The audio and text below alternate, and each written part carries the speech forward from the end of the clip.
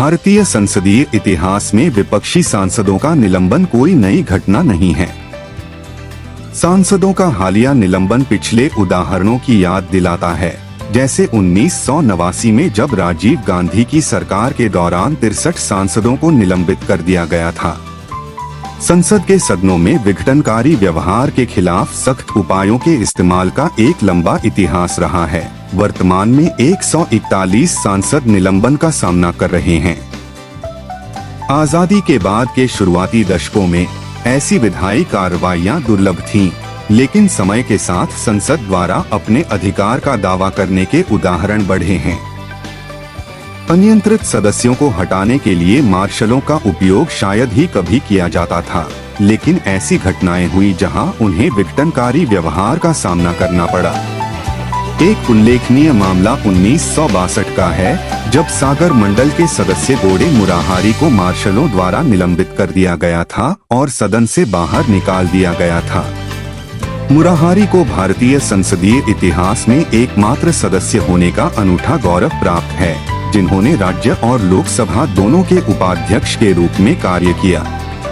1966 में मार्शलों ने अभियोजक के कार्यालय से 2 सदस्यों को बाहर निकाल दिया और 1971 में एक सदस्य को संसदीय कार्यवाही से निलंबित कर दिया गया। 1976 में एक सदस्य को 3 बार निलंबित किया गया, जो एक महत्वपूर्ण घटना थी।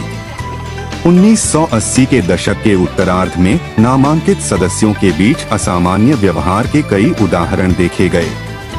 राजीव गांधी की सरकार ने 1989 में ठक्कर आयोग की रिपोर्ट पर चर्चा के दौरान 63 सांसदों को उनके आचरण के कारण 1 सप्ताह के लिए निलंबित कर दिया था।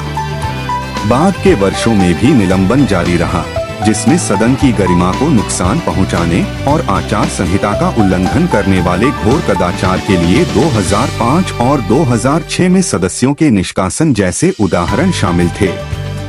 हाल के दिनों में निलंबन अधिक आम हो गया है।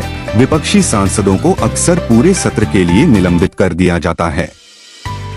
यह प्रवृत्ति सदस्यों द्वारा विभिन्न मुद्दों पर केंद्र सरकार से आधिकारिक बयान मांगने से प्रेरित है, लेकिन बाद में अनुपालन से इनकार कर दिया जाता है। हालांकि विपक्षी सांसदों का हालिया निलंबन अभूतपूर्व लग सकता है। ऐतिहासिक उदाहरण विघटनकारी व्यवहार के खिलाफ संसदीय कार्रवाइयों के एक पैटर्न को उजागर करते हैं, जो भारत के संसद के सदनों में व्यवस्था और शिष्टाचार के लिए चल रहे संघर्ष को दर्शाते हैं।